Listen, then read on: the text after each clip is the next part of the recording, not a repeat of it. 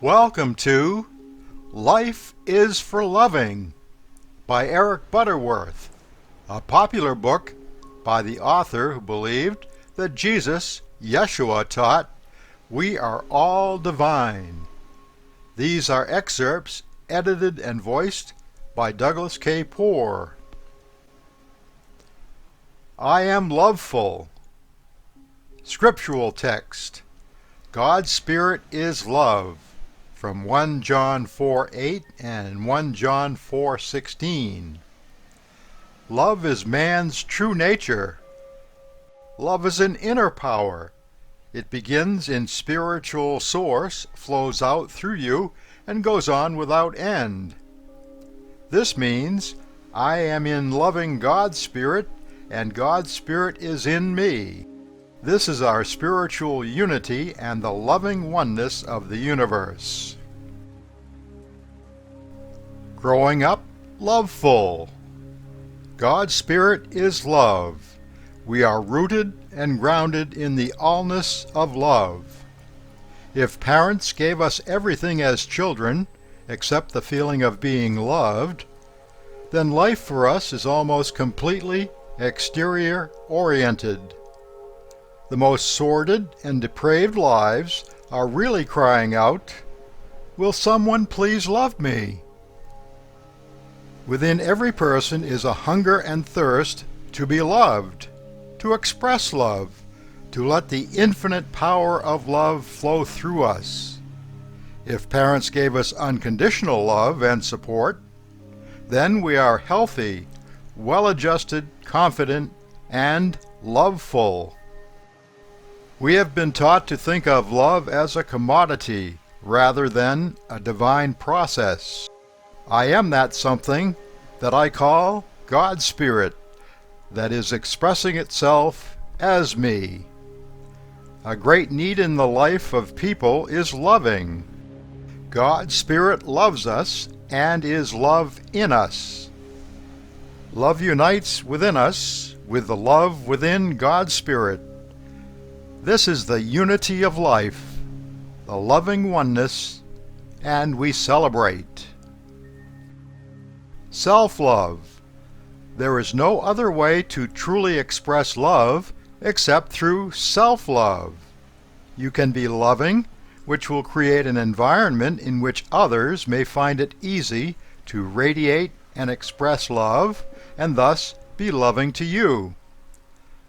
Our capacity to love is directly dependent upon our ability to love ourselves with a mature self-love. It consists not in finding the right person, but becoming the right person. When you love yourself, you are secure and within dependent. You can face the changes in the world without threat. If you do not love yourself, you are not centered in the reality of yourself, which is love. You're not letting yourself be loveful. It takes great inner strength, which comes only from feelings of self-respect and mature self-love. You become a human being centered in the love of the infinite God Spirit. This is adequate to help and heal any situation. As Meister Eckhart might say, let the loving God Spirit show in you. Love for others. Love your neighbor, which means act lovingly toward him or her. In many religions, you'll hear the truth on the Sabbath day and then promptly put it back into the six-day closet of unconcern. You shall love your neighbor as yourself, from Mark 12:31. Yeshua, the loving spiritual master, said, "I say to you, love your enemies and pray for those who persecute you," from Matthew 5:43. We let this love process move through us in our attitudes, our manners, and our actions. Yeshua said, This is my commandment, that you love one another. From John 15:12. This means that we are loveful and loving to one another.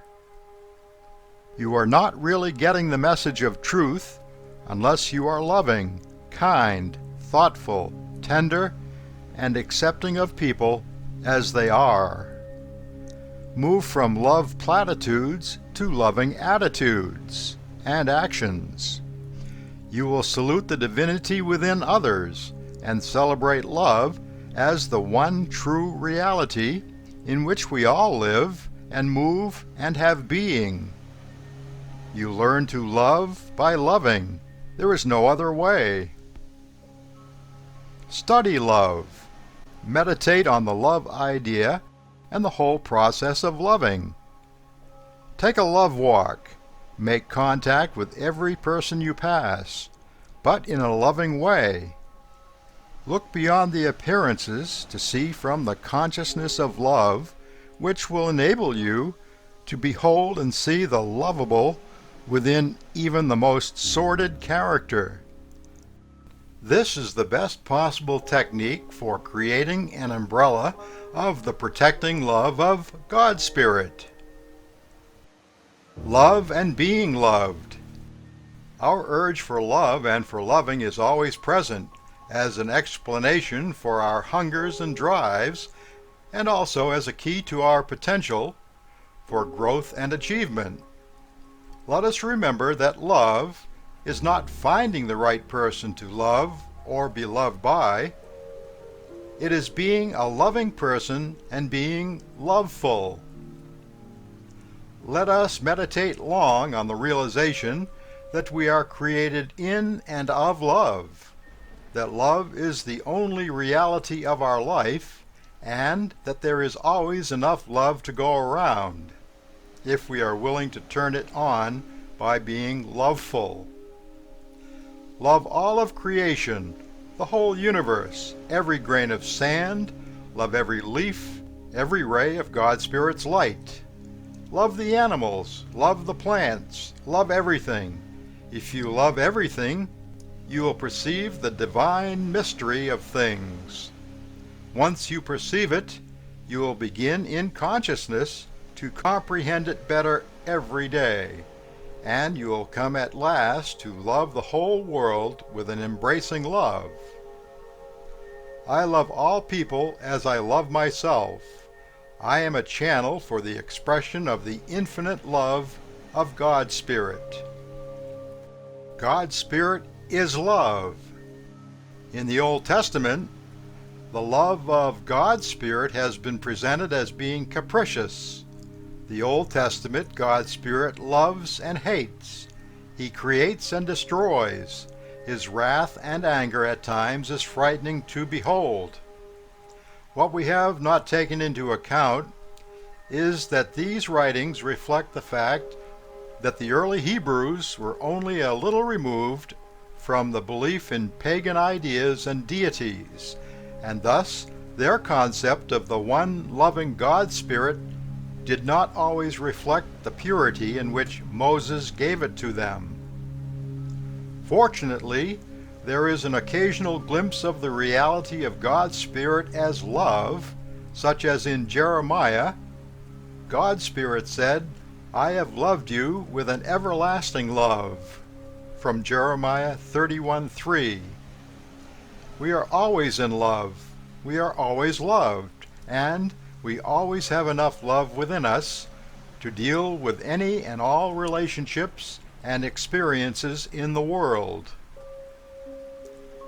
God's Spirit is that which flows through us from an inward source that is inexhaustible. Let the activity of love flow through you, loving yourself, and thus radiating a love for all that builds on a secure and mature self-love. Love can only be found within ourselves. We are created totally in the image and likeness of God's Spirit, who is love. Sin is separation. Sin is not knowing our inner divinity, and living separate from the love of God's Spirit. It is living a lie by acting as if our humanity were the reality of us. When man doesn't know his divinity, when he doesn't know the depth of his own innate goodness, when he doesn't know that he is wonderful and loveful, when he doesn't know that he is a wonderful and loveful expression of God's Spirit, he does a lot of things that are a result of the frustration of his potentiality. The result is what is called evil, which may be defined as the concealment of our goodness. Sin and evil arise from a lack of the feeling of love and of being loved. God's Spirit says, "I have loved you with an everlasting love." We are not punished for our sins, but by our sins. God's Spirit knows nothing of sin, or want, or of lack. God's Spirit is love, a principle and process. This is a love in you, and that loves you totally and changelessly. We live in universal unity as we are bound in oneness with the allness of love. God's Spirit does not and cannot hold less than love for you, no matter what you have done or have left undone. God's Spirit is love even when we are filled with sin of separation, with hatred, or when we are angry and bitter. To turn any hate, anger, and bitterness into love, we let God's Spirit, who has always loved us, live within us as we are being loveful. The divinity of love. Man is a spiritual being, created in and of love, with the same mind that was in Yeshua, the loving spiritual master. Man is divine as Yeshua was divine, but the power and privilege that goes with our divinity is only ours when we act loveful. The difference between Yeshua and us is not that he was created under a special dispensation, but that he acted constantly at the level of his divinity, while we act much of the time at the level of our humanity. Evil is the concealment of good, caused by the frustration of the potentiality for good in many persons. There is a lot of good being concealed, and a lot of God's Spirit's love being restricted, resulting in a great deal of perversity and inhumanity to man. Forgiveness. How many times should I forgive a person? Yeshua said 70 times 7 in Matthew 18:21. Our judgment binds us to and restricts the flow of divine love, and that the forgiveness of others depends upon self-forgiveness. There is only one power, the power of the loving God Spirit. The first step is to forgive, to turn the other cheek, to turn to the other side of our nature, from human to divine. This means to stop seeing in part with all the separation and division, and see wholeness, see allness with the eyes of love. Forgive and you will be forgiven. We cannot endure without love, and there is no other way to the return of healing, comfort, and harmonizing love than through total and complete forgiveness. If we want freedom, want peace, and want to experience our loving God Spirit, we must let go and forgive. We have to permit the activity of God's Spirit to flow. We must forgive and let go, cleansing ourselves from bitterness or enmity. We must start loving and blessing all persons, even those who have hurt us or used us, so that we can get back into the stream of positive love energy without which our body temple cannot long survive. Yeshua combined the forgiveness of others with the forgiveness of God's Spirit. He knew that when we judge others, we find ourselves in a restricting judgment of ourself. Our bitterness and hatred and unforgiveness of others tightens the hand in unconsciousness that shuts us off from the constancy of God's Spirit's healing love. The unhealthy ego. The principle of love is the answer, the cure, and the healing therapy. The person who does wrong acts out of frustration of power can only heal through the process of love in his life. Holding unforgiveness and responding with war, retaliation, or punishment is acting as though man is an isolated, separate being, as if existence is not one and harmonious, but a chaos of competition and strife. It means that we are quite separate from our fellow man and can injure him, rob him, or hurt or destroy him without any damage to ourselves. Acting out of the unhealthy ego makes a person believe that the more we take from other people, the more we have for ourselves, and the more we consider our own interests and are indifferent to the welfare of others, the better off we are. And it follows that it pays others to treat us the same way. If all this be true, then the world is a jungle, and sooner or later the world must destroy itself by its own inherent weakness. The good news of all the great mystic teachers of the ages is that there is a unity of life. All persons are created in love, and all is immersed in the same dynamic flow of infinite love, life, and wisdom. Know the truth and be free, or frustrate your potential and walk in darkness. The only trouble from which man must be redeemed is self, the lower self. To forgive means to pass from judgment to understanding, going deep down into the wealth of spiritual insight, touching the underground stream of love, where we can know, with what Emerson said, "I am my brother, and my brother is me." That's why we forgive ourselves for judging our brother. If we judge others, it is a judgment of ourselves. Return from resistance and resentment to love, letting it heal the hurt and bind up the broken circuitry of our life. Theologically, the unforgivable sin is simply the closed mind.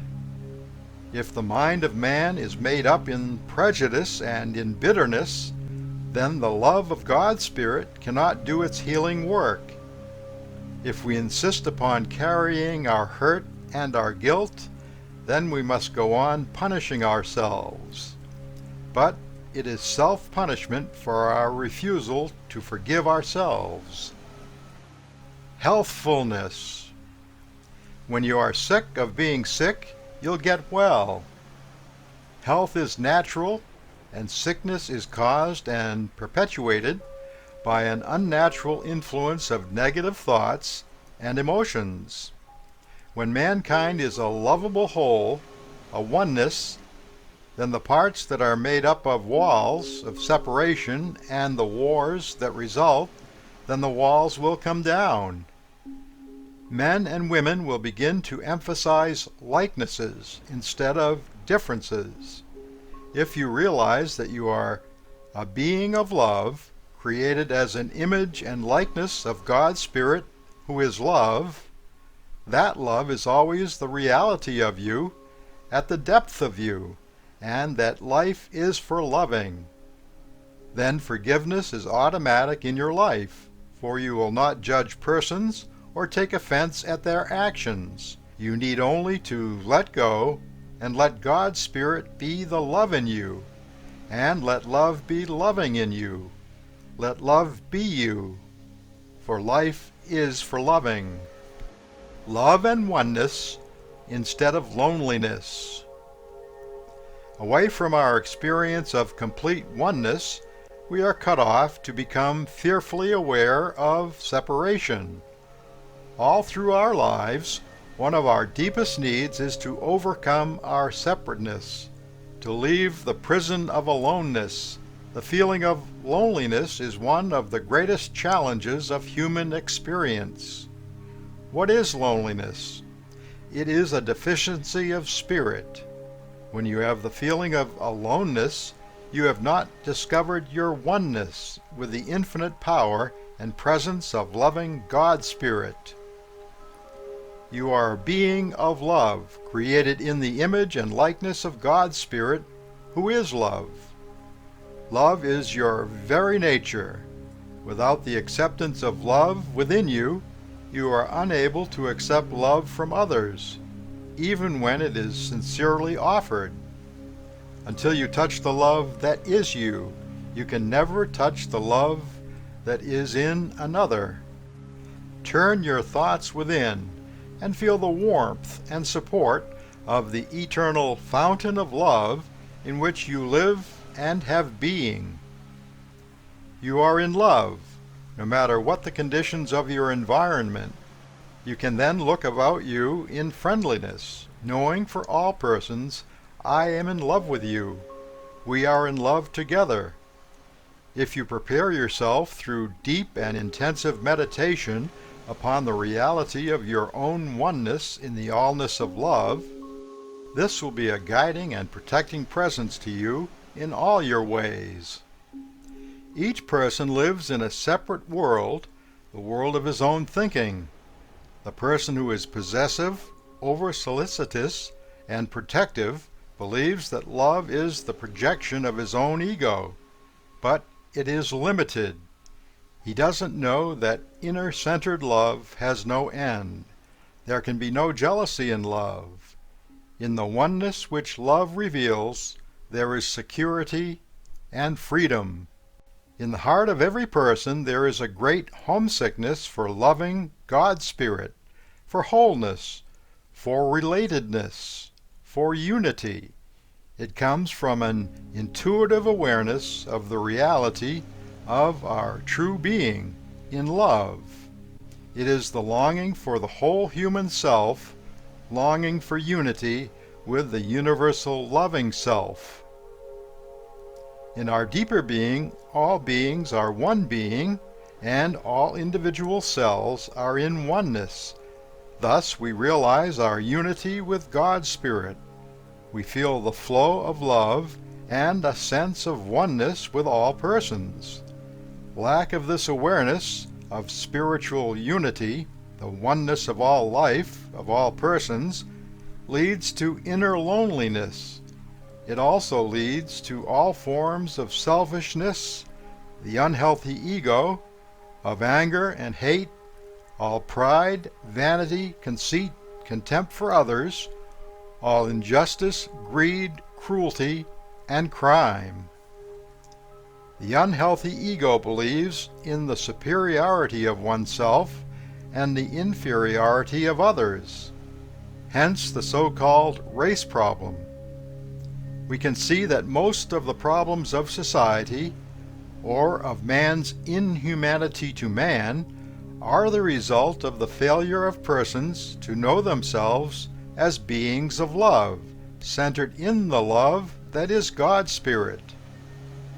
The great illusion that men are private, separate selves, living private, separate lives, having private, separate existence, with private, separate fates and destinies, has created all the disunity in the world since time began. What the world needs is love. Loneliness is a painful threat to many who have no conception of the positive value of solitude. The average person does not engage in introspection or original thinking. The average person is unconscious. This is not true with the creative person, the original thinker, the conscious one. He is not at all disturbed by being alone. Actually, he is enthusiastic about the prospect, for he will just be free from the distractions of people and events and will be able to engage in serious thought, creativity, and consciousness. In time, the unconscious join the adult society on the treadmill of involvement to escape the sense of loneliness that each carries with him or her wherever he or she goes. It becomes a sickness whose only cure is the understanding and rediscovery of consciousness of the deeper self that is created in the image and likeness of God's Spirit, who is love. Our goal is to find our oneness with God's Spirit in the reality of our wholeness in love. That's the cure for loneliness. Strange as it may seem, it is not a more active involvement in the world, but in seeking active unfoldment and consciousness from within of our essential self, which has been isolated. The lonely person needs to cultivate the art of creative solitude, to plumb the depths of his or her inner self through meditation, to temporarily get away from people and relationships and become established in the root, the reality of our loving God Spirit. Loneliness is not a longing for people, but for loving God Spirit. It is in self-discovery and self-realization, it is in reflecting upon God's Spirit as love. It is knowing that you are loved with an everlasting love, and that you are always in love. You can never be alone. You can grow from loneliness to oneness, but it will take effort. You will need to realize the reality of love that is always present, and you'll have to practice its presence.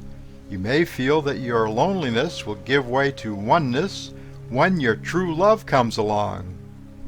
Don't delude yourself.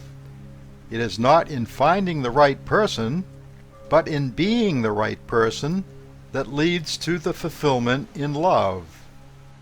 Love is an energy force with fantastic possibilities for your life, but it is not to be found in human relations, only in the depth of your innermost self. When you find and experience it at the depth of you, your whole consciousness will be centered in love. Without conscious effort, you will love things, love the world, love flowers, trees, and people on the street. You will easily become a channel for unrestricted love to flow through you, and an instrument for the creative process of the infinite to do its wonderful work under the warming, healing, and prospering influence of that love. You will feel loved and secure and protected wherever you may be, and you will have solved the problem of loneliness forever. You will never be afraid of being alone again, nor will you ever again be lonely when you are alone. And you will become amazingly attractive and socially acceptable. You'll be invited everywhere, with friends and love and companionship beyond the point imaginable. But most important, if it is your desire, into this dynamic flow of happy and fulfilling relationships will come one person with whom you can become mutually loved. We can meditate on love, the totality of love, flowing into and through our heart. In loving another person, we say, I am in love with you, and you are in love with me. We are in love together. Therefore, we are whole. Love is what God's Spirit is all about. Love is a divine attribute of man or woman who is fundamentally a spiritual being. To talk about love and leave out God's Spirit is like talking about making hay while the sun shines and omit the sun. God's Spirit is what love is all about. Meister Eckhart sees the transcendent goal of life as to let God's Spirit be loving in you. We are in love with all persons, for all persons are created in and out of love. Unless there is a willingness to rise out of this indulgence of self into the selfless attitude of the helpmate, true spiritual union is not possible. The unity of all life is forever being drawn toward oneness or wholeness. The great goal of life is spiritual union, the oneness of the human and the divine within the individual, the consciousness of our being in love with God's Spirit that loves us. It is love alone that can enable man to relate harmoniously with fellow beings without feuding and war.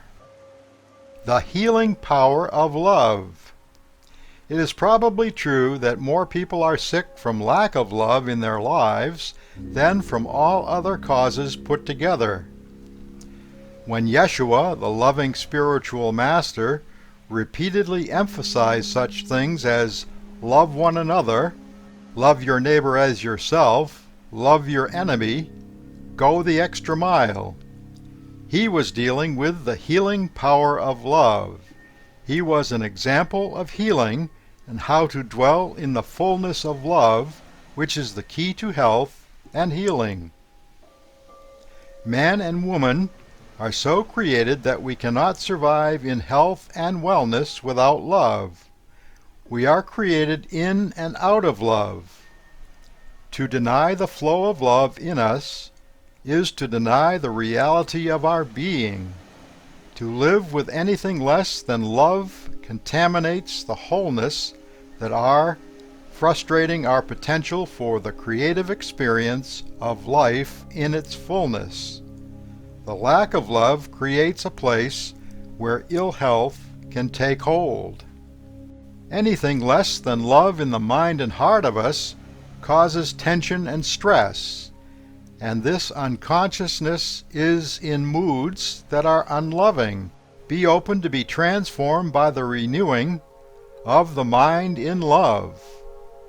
Life is lived from inside out. It is ideal to set the tone for the day each morning by remembering, in the beginning, love.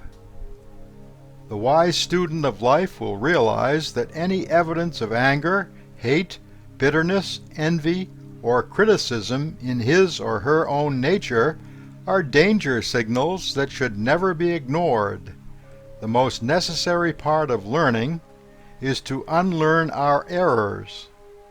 We need to start loving quickly, just as we would hurry to put an antidote in our stomach if we had inadvertently taken a poison.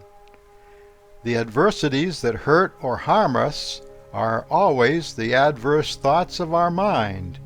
We have caused them, and only we can heal them. It is essential to culture the feeling of oneness, which love promotes. Love is the action of divine law, an energy force that flows through us, but which begins in the infinite creative source and has no end.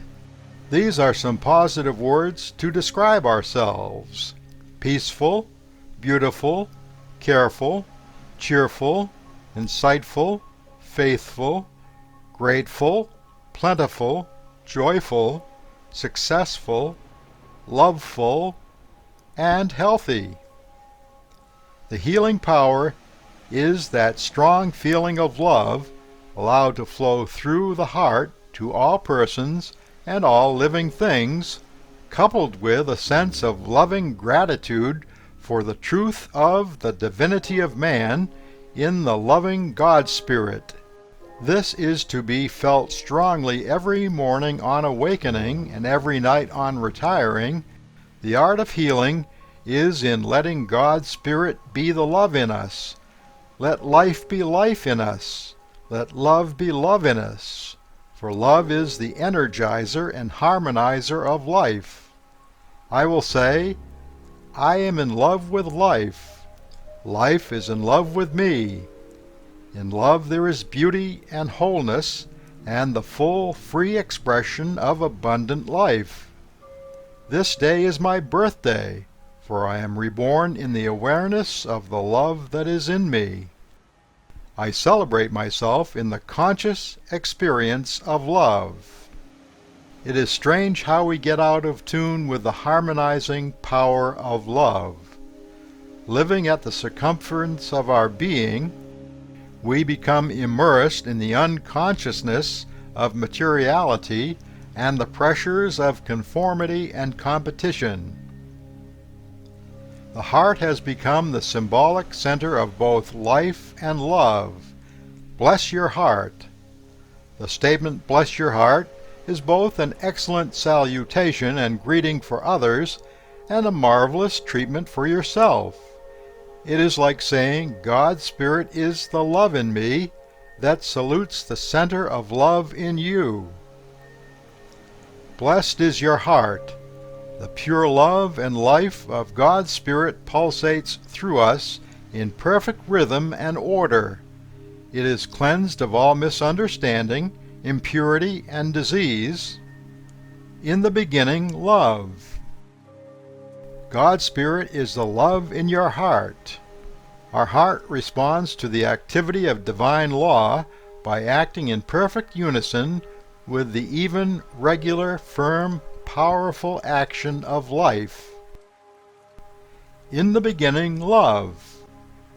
Our heart is not the source of love, but love is the energizer of our hearts and of the life of our whole healthy body. We are in tune with the one great heart that beats for all, and with the infinite flow of divine love that sustains us all. And this manifests itself as the healing way. With divine love, I may heal myself and others. Our work is love. We are filled and thrilled with love.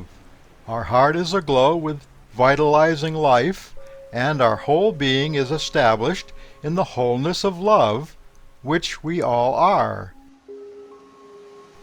We are all wonderful, peaceful, and loveful children of God's Spirit. I am a being of love, created in and of love. I am in love with life, and life is in love with me. I am the work of the loving God Spirit made visible, and my work is to let this love express in me, as me, and to let it overflow through the work of my hands and the creativity of my mind. I love to work, because my work is the continuation of God's Spirit's work in me. As I do my work with love, the activity of God's Spirit works through me to make my work easy, joyous, and fulfilling, and my work will bring prosperity and success to me in abundant ways. However, I will not let these hands be the objects of my work, only the fullness of love in me being made visible. Work is not primarily a thing one does to live, but the thing one lives to do. The person in need has an even greater need to give. God's Spirit has work for me to do that no one else can do but me. Living becomes a giving. Loving is giving, and working is giving. Living becomes a giving. Loving is giving, and working is giving. Working is simply letting God's Spirit be love in us. The work of our life will begin with a realization that we are created in and out of love. Then our very work becomes a love affair with life. And the giving of ourselves to work is unimpeded in total. It is good, better, best. I'll never let it rest. So my good is better, and my better is best. The work that is done is the projection of the soul as it manifests in loving God's Spirit. When starting a project, take a moment consciously to get into the flow of the creative process. The love affair with God's Spirit. Some of the clearest insights into the mysterious cosmic energy of love have been revealed by Teilhard de Chardin, a Catholic priest, paleontologist. In his concept of the whole universe and the whole man, he found to be an attraction exercised upon each conscious element by the center of the universe, the call toward the great union, whose attainment is the only real business in nature. There is a center within every person and a great center within the universe, the cosmic point of total synthesis, the oneness of the love, that is, God's Spirit. Love is an energy force that emanates as naturally from the center of us, and we are always loveful. Chardin sees love as the energy that seeks first to lift each person into wholeness, the totalization of his true self, and second, it seeks to bring each person into harmony with all other persons with whom he may be involved, and all this out of a communion or oneness with the conscious center of total convergence, of oneness in the spirit of love. Love is an energy force that emanates as naturally from the center of us, and we are always loveful. The greatest need of man is to be loved, which is true. It is a mistake to think that the need for love can be filled by others. Our yearning for love can be satisfied only by touching the love center within us. It is a remembering that, in the beginning, love. That is the root of our being, the key to developing a consciousness of this love, so that the energy of love may flow easily in and through us as the healing power of life. And meditation is where man's love affair with God's Spirit is revealed. The meditation of love. One should make it a practice to meditate regularly on the love idea in universal mind, using the prayer, "Divine love, manifest thyself in me." This produces a positive love current which, when sent forth with the power, will break up opposing thoughts and render them null and void. The love current is not a projection of the will, it is a setting free of a natural, equalizing, harmonizing force that in most people has been dammed up by the human limitation of the unhealthy ego. The goal in meditation is to get ourselves out of the way and let the transcendence of us become the living reality of us. Meditation is not a mental practice, but an awareness that takes place in the heart. It is essentially an experience in and of love. It is an awakening and unfolding of our true nature as love. It is the practice of God's Spirit's divine love. Meditation is to realize and release the allness of love and to open out a way whence the imprisoned splendor may escape. Meditation is the path you cut for yourself while seeking to get beyond the limitations of human consciousness into the transcendence of spiritual unity.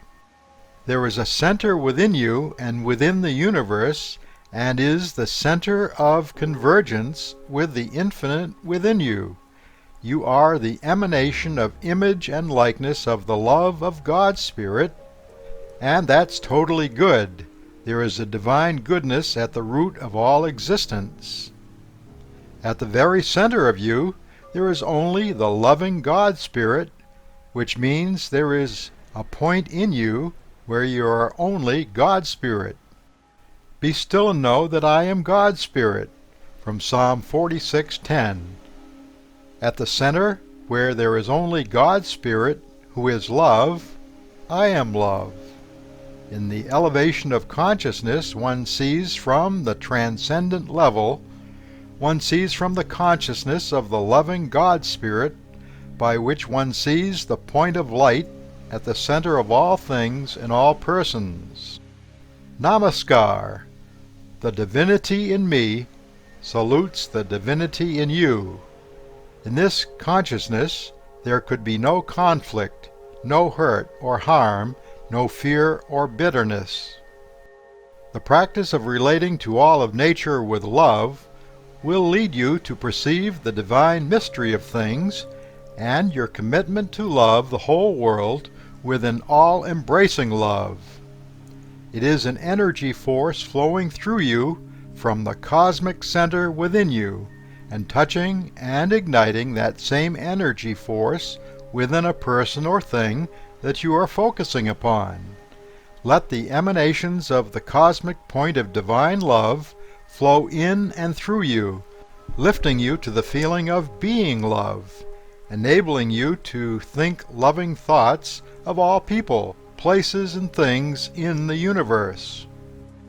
To truly meditate and pray for peace in the world, we must find the center of peace and love in ourselves. For what is peace except the all-pervading activity and energy of love that unites people in a way that completes and fulfills us? In prayer and meditation, our words are no longer hopes or aspirations or the fervent supplication to loving God Spirit to do something for us or for the world. They are the pure projection of the thought of reality. It is the acceptance of the reality that love is the presence at the center of this universe. We have traditionally prayed to God Spirit for things. This is an idea that must be unlearned, a practice that must be changed. First, we follow the ideal, be still and know that I am God Spirit. We get the consciousness of oneness, the feeling of the presence of infinite love, life, and power, which is present in us, and access this in meditation. We need to take time in meditation to affirm the truth that we are rooted and grounded in the oneness of love. We now pray from the consciousness of loving God Spirit. We now pray not to change things or set them right, but to accept things and see them rightly. Celebrate the reality of you that is created in and out of love. Know that you are in love with all God Spirit's creation and that all things are in love with you. We are united in love on a level of spirit, and in this consciousness we are lifted up and will draw all men and women unto us. And I now decree that all relationships between all men and women and all nations are on this level of the oneness of love. And at this level of consciousness, we are one with all creation. At this point, it is true that I and God's Spirit are one, and also I am in all people, and all people are in me. Let there be peace on earth, and let it begin with me. It will begin with you and go forth from you in waves of love energy, reaching out into all the world with a transcendent influence that will lead to union, whose attainment is the only business of nature, and will come about because of your own love affair with God's Spirit, which is your only business in life. The joy in love. Love is the only key to abundant living and the fullness of joy. We will repeat that love is the foundation of the creative process, the root of the reality of the universe, and the very nature of the infinite power and presence that we call God's Spirit, who is love. And man is created in God's Spirit's image and likeness. That man is created in and of love. The only lack is of being unconscious of the reality of our being, our oneness. There is no separation from all people, places, things, animals, plants, and all the atoms of the universe. Awaken and remember who you are, and in the awakening and remembering comes the fullness of joy. And joy is the consciousness that at the heart and root of us, regardless of our outer circumstances, there is always enough love to go around. It is knowing that God's Spirit, who is in you, is greater than he who is in the world. From John 4:4. The greatest consciousness of allness is the consciousness of love. Joy is the awareness of the depth in us to the vibration of the symphony of life. There is no greater freedom than the full experience of inner-centered love. Joy can never come through self-indulgence, only through self-realization. The fullness of being is the fullness of joy. We seek chiefly to be, then out of the fullness of our being there will be a glorious release of creativity. Seek first the realization of oneness with the loving God Spirit and with all life. The kingdom of God's Spirit is within you. From Luke 17:20. This is one of the most reassuring ideas ever given to man. Joy is the fullness of the inner kingdom, which is your dynamic potentiality for growth. There can be no fear or anxiety when we know our oneness with the kingdom of all good. To reiterate, there is no greater joy than the joy of knowing I am. When you know that you are created in and of love, there is the joy of knowing I am love, and I am loveful. Joy is the awareness that you are in love with all persons, places, things, animals, plants, and atoms of the universe, and there is enough love to go around. Mornings of joy.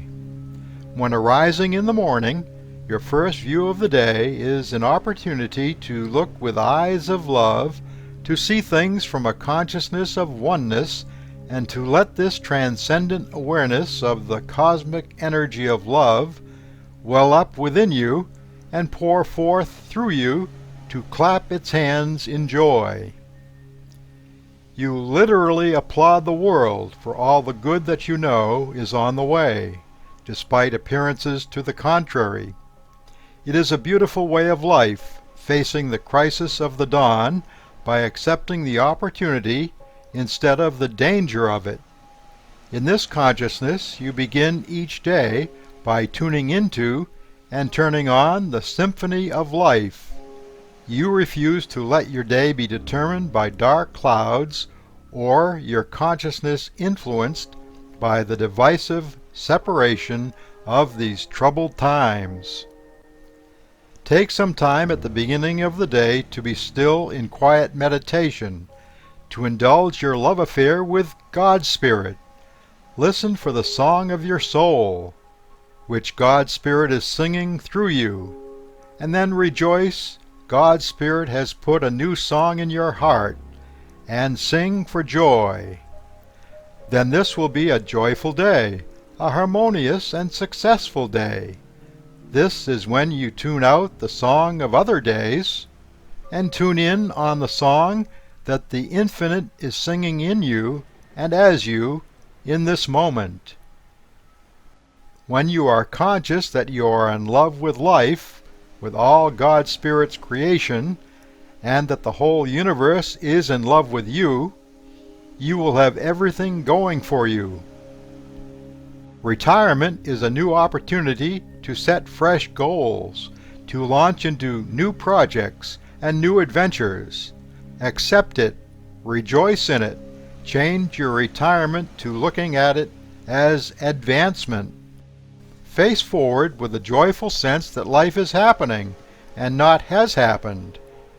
Every morning sing the new song of life. The happy ones are those who face the future calm and unafraid, and with non-resistance, singing the new song of today. Until you are happy, you will be neither healthy or free. You'll find that when you touch the root of the reality within you and experience the flow of inner-centered love, you'll have the whole universe on your side. You'll be full of health, love, and joy. Conclusion of Life is for Loving. The one eternal lesson for all of us is how better we can love. The kingdom of God's Spirit is within, and is our possibility of love and joy which we can give life to at any time. Yeshua's whole mission was to help people to turn inward and discover the new world of their infinite potential. These things I have spoken to you, that my joy may be in you, and that your joy may be full. From John 15:11. The spiritual life is the overflow of love, in the process of being and moving from love to loving. Love may be only a concept, while loving is a creative happening. The key to the continuity of joy in life is to let life happen. We live in a world of change. There is little point in trying to hold back the tides, and thus to resist the relentless process of growth and change. The healthy-minded person who is grounded in the consciousness and awareness of oneness with the creative process of love within us meets the experiences of life with non-resistance. We let life happen, and then we can deal with the pain or sorrow or injustice that may result, seeing it all as a growth experience. Yeshua said, "You shall know the truth, and the truth shall make you free." From John 8:32. He was saying, if you open the doors and windows of your life, you will have fresh air, light, and love. Accept the truth of, in the beginning, love, that you are created in and of love, and that love is the reality of your being, and you are loveful. Know the truth, identify with your eternal oneness at the center of you, and in that moment there will be a great exhilaration, for joy is love clapping its hands in the ecstasy of life's fullness. It is being in love with the God Spirit of you. It is knowing that you are a loveful being, fully capable of meeting every changing situation, knowing that there is always enough to go around. Always remember that love is the nature of the presence of God's Spirit in you. It is present, and that the great need in life is to be loved, but you can only be loved from within. You let God's Spirit be love in you. Behold, I have loved you with an everlasting love. You are loveful and living the life of healthy joy. Thank you for listening to Life is for Loving by ERIC Butterworth, a popular spiritual book by the author that believed that Jesus, Yeshua, taught we are all divine. These are excerpts edited and voiced by Douglas K. Poor. Namaskar. I salute the divinity in you.